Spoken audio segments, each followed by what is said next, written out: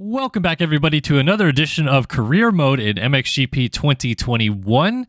If you guys are looking at the screen and you think, oh, well, last time we left off on race number 4, it's now race number 7. What the heck happened? Yeah, well, this is what happens when your software crashes that was recording. So we jumped ahead a little bit. Standings-wise, not much has changed. Still up in the lead by 26 points there.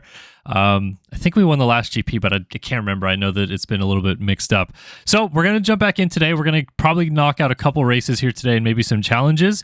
And along the way, I think we'll talk a little bit about our expectations for MXGP 2024 coming up, since it's soon to be launched next month. And yeah, let's get into it. All right, so let's kick things off here in Latvia, starting on the way outside as we usually do, because we don't end up doing any qualifying. Whoa, and everyone's going to push way outside here.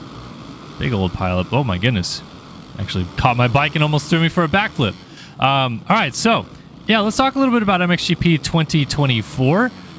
If you guys are watching this and didn't watch our MXGP 2024 gameplay analysis, which we put out a couple weeks ago from some people who got to play it at the Motocross of Nations, basically the game is supposed to come out in late November. I think November 26th or so is the official date of release.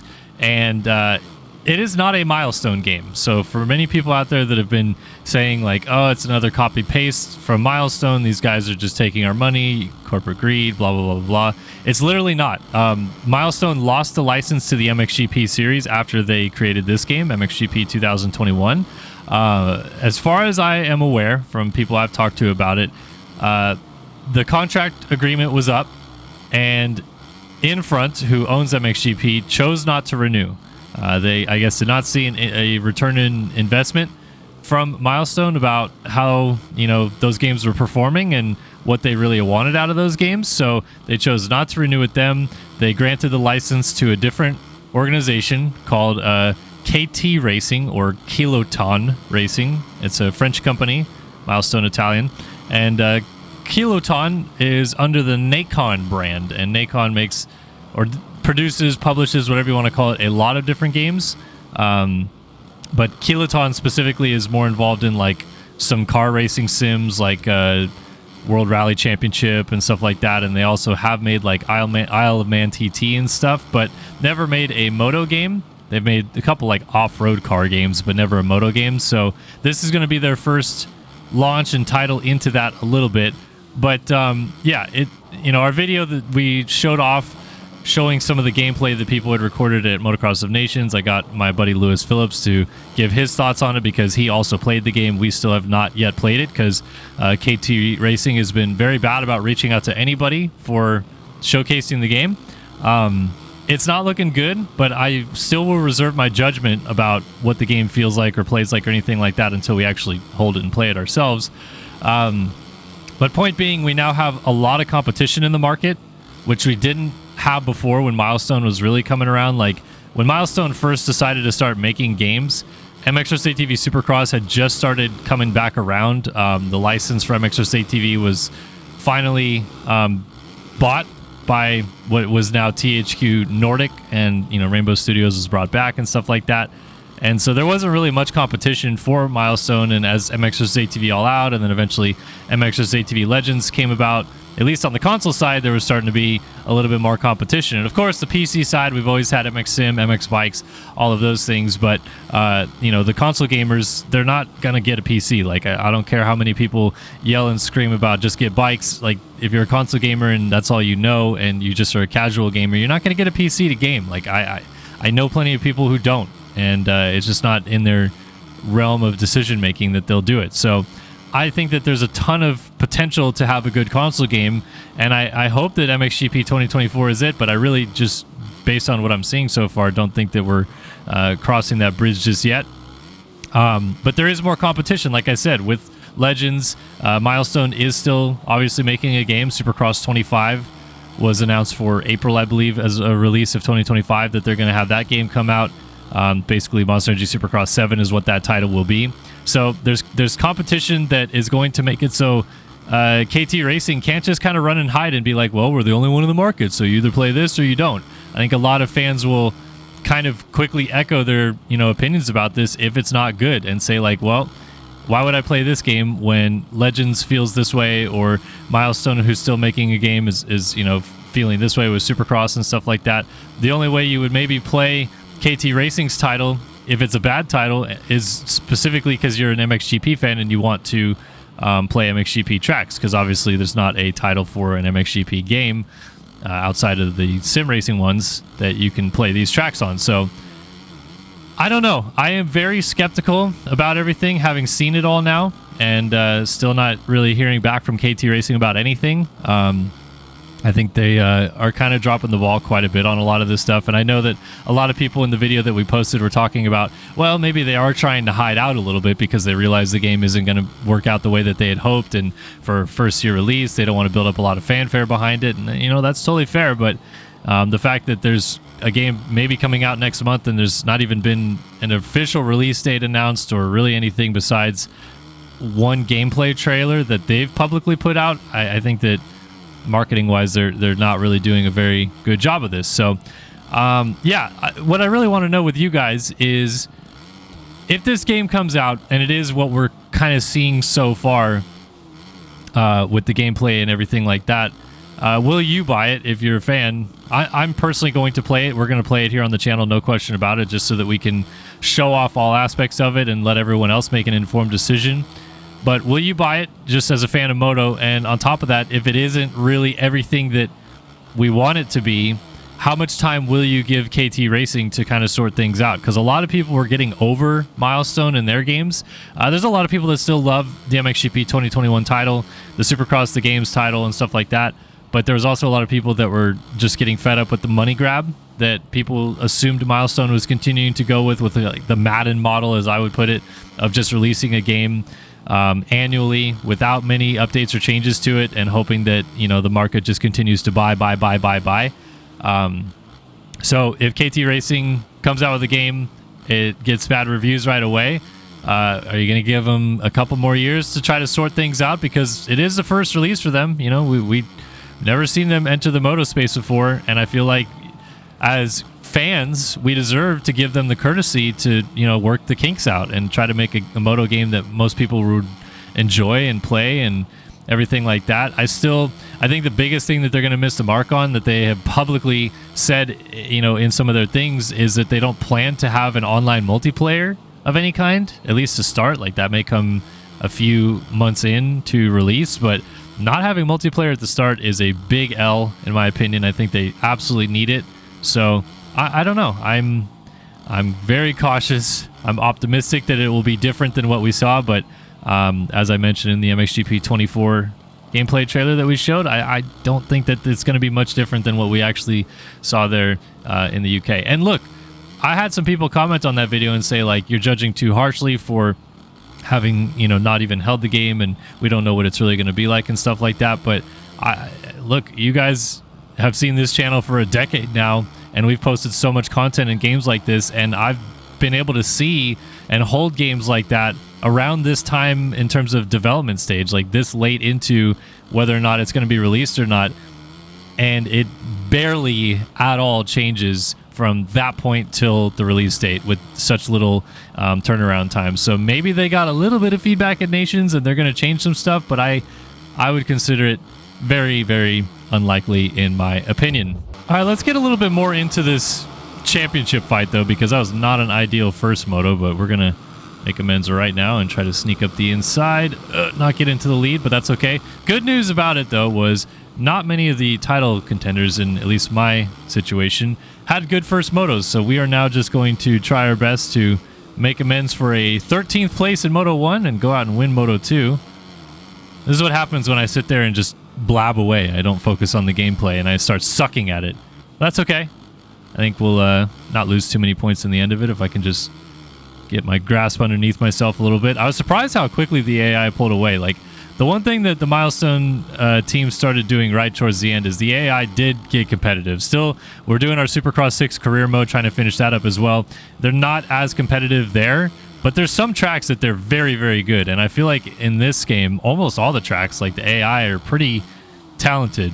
I guess that would be the difference between a motocross track being a little bit easier to program the AI for than a Supercross track. A lot more jumps and stuff that you have to get them integrated into. But yeah, I thought that the AI is very challenging in this game, which is a nice change for most moto games, which the AI is either way too difficult or really easy. And this is on the most realistic difficulty too, and it should be about as hard as it is to beat them all, and they actually make it a fun challenge, so I like that. Man, we're having actually a hell of a race right now with these couple guys behind me. I'm forgetting, we got Prado back there.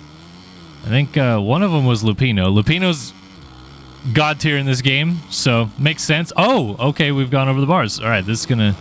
No, it's Cairoli, actually, so it's the two KTM boys. Still weird to see Prado in a KTM now, knowing that, of course, he's going to be going to Monster Energy Kawasaki in the USA, and he's been on Gas for what feels like a long time, so... But he was on KTM in the 450 class first, so it makes sense. Uh-oh, Prado down the inside. He's going to block me out. He heard me making comments about it being weird. He's on a KTM, and he's going to try to take me to the cleaners. We're just gonna block him. We're just gonna kind of block the line off, not let him get there. Oh man, I ran that berm a little bit high, and Prado took advantage. Oh my gosh, is this where the AI is just gonna go beast mode on me here? Just take off without any real warning. Oh, if we could just clear that jump. Double to the inside, block pass. All right, we got him back. Cool. We actually can fight the AI. They're not gonna just walk away from me here. Oh, we have gone down with the lead. That's not gonna be good. Fortunately, I had a little bit of a gap. It's all right. Just don't panic. We were having a pretty good race before that, so no need to freak out. Just get into these ruts and get away. Still Prado hanging out back there. It's a good race, though. These guys are pushing me all the way to the end. We got 4 riders pretty much stacked up behind me. I'm bunching the field up. Oh boy, I left the door open. Go for the line. No! No! Come back! It sucks because I'm not very good in this section through here. We're just going to go for it. Hail Mary line. Block pass. Oh, he fought back. Okay, we actually got a race here. Block pass. Oh, it worked! Holy smokes, that absolute lawn dart down the inside, and I forgot to shift up. This is not good. Oh my gosh, I can't believe I fought back and won that race. Nice. All right, overall, we end up 4th. We only lost 11 points to Prado, but I think Geyser was second in the championship, right? So we only lost 2 points to him. I'll take it. Sponsor objectives I don't think were met, but yeah, we still got a 24-point lead, right, over Geyser. Prado moves to 1 back, though, of Geyser. And we've got 4 different winners in this championship now after 7 rounds. Wow. On to the MXGP of Turkey now for round number 8, and we're off and running from the deep outside. So we're just gonna kind of hold it on out here, see how we end up. Almost got the whole shot, and we're gonna take the lead. That is the widest first corner ever, and we're gonna use it to our full advantage to go into the race lead here. So to just summarize some of my thoughts on this whole MXGP 24 fiasco with KT Racing, my litmus test with console games, because I'm a sim gamer. I play MX bikes a lot. I play MX Simulator more than I should. I've had it for a decade now, race competitively. I feel like the sim racing games is my bread and butter because I got good at those games, but people play console games to have fun. So when I load up one of these console games, that's what I also try to do. I try to have fun. And if I'm not having fun playing a game, that's when I feel like the company or the brand that has created the game has failed us as consumers, because even if it isn't the most realistic experience, if it's not even fun, if you're not actually having a fair competition with the AI, if you're not able to do cool things with the machine, like that's what Legends at least does. I still feel like it's very unrealistic and floaty, but at least you can do some cool stuff. You can now kind of whip in that game like really sick with the physics engine that they have, and you know, obviously they have a trick model and stuff like that, so that's leaning more on the arcade aspects of it. But if MXGP 24 is designed to be a pseudo hyper realistic, in quotations, simulation type game, Simcade is what it should be, you know, referred to as, and it's not even fun, then it's just, that's an all-around loss for the market, in my opinion. So I just hope it's fun. Even if it's not 100% the best game that we've ever seen in the MXGP series, if it's at least fun, That's a salvageable aspect of it. So that's my summarizing thoughts. Hopefully the game is fun, but we'll be able to find out in about a month. All right, we're working the last lap here in the first moto at Afyonkarahisar in Turkey. And these guys are making me work for it. I had actually pulled away and they caught back up. So here's what I was talking about with the fun factor. You may not like the milestone games or MXGP 2021 for that matter, but they certainly found a way to make it fun because they make the AI give you a challenge, and that's cool, right? Like, you want to have the game give you something more than just going out and winning every moto by 30 seconds, and the AI literally caught me. I made one mistake and like slowed down a little bit. Other than that, they just have straight up reeled me in from like 5 seconds back after I opened up a nice lead. So this is pretty close. We got a couple guys right here. It's Geyser and Fevra. You gotta nail these last couple of corners. Unfortunately, if you just kind of defend the inside lines, it's pretty tough for them to get you. I'm gonna go outside here just because it's a little bit easier to stay lower. I'll leave the door wide open twice, but I think we got it. Oh, it actually was too close. Oh my goodness, did I still get it? That was a dumb move to leave the door open. Did I get it? Holy smokes. Wait. Okay, so no, race time. 0.017 was the gap between me and Fevra, but I got it. Off in Moto 2 we go, though. Fevra just to the outside of me, of course, because he was second in the first moto, and that's usually how it works. Inside gate gets the whole shot almost all the time in MXGP. It feels like they make it super lenient for those inside gates. But look, you can already see on the map already, like, it's 2 corners in and I've opened up a little bit of a gap. It seems like it takes the AI like a second to register that they can actually go fast on this track, but then they push me all the way to the bitter end in that moto. So let's see if we can open up a better gap this time. Whoopsie-daisies, went down trying to jump across lines right there. Now Fevra is going to get me for the race lead. Let's see if we can pretty quickly fire back. No traction in the ground right there. Oh, they're going triple-double right there? Okay, I see you guys. Didn't know we were that good at Supercross. Try to get to this inside. This is where they almost got me last time through. Fevra launching out to flat right there. Yeah, I think that I'm going to have to jump that inside roller. There's no way I just blow it again this time. What a save. I don't know how I didn't crash right there. Slide out of that corner. Power down the straightaway. Inside line. Holy jeez, where's he going?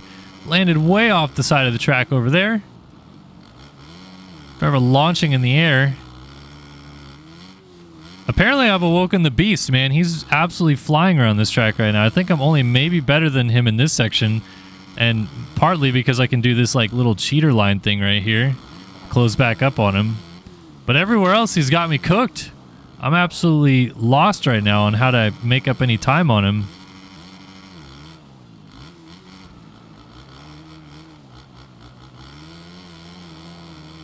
Oh gosh, so I am pushing so hard to try to close it. Let's go for the lead.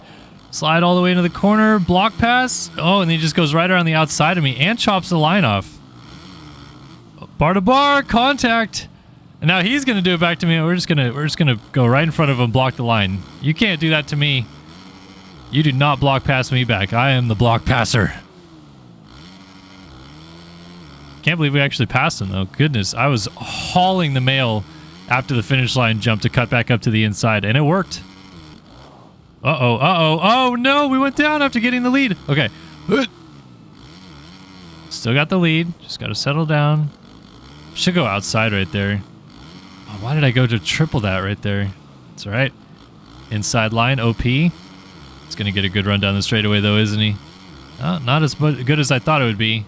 We got some company now. Who's that? Geyser back there? Can't let him gain points on me.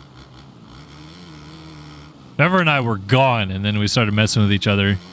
And we got ourselves a bit of a race with some other guys. All right, honestly, I'm really happy with how this moto ended up going because I thought for sure once Fevra got me, that was it.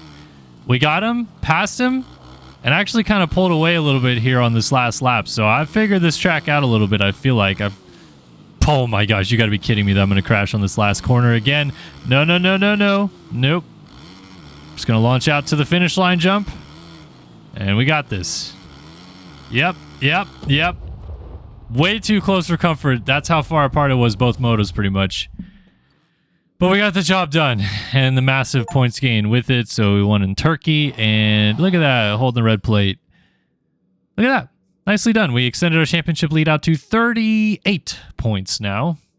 And we're feeling good about it. I think we got ourselves a comfortable championship lead with 5 GPs still to go. I think 6, whatever it is. And our contract reward, pretty good there. Just want to make sure I'm not selecting a new sponsor now.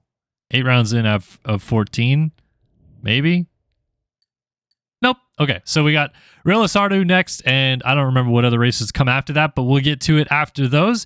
And yeah, that's a little bit of talk of MXGP 2024 while playing our career mode series in MXGP 2021. Hopefully you guys enjoyed this video. Thanks for stopping by, and we'll see you in the next one. So long for now.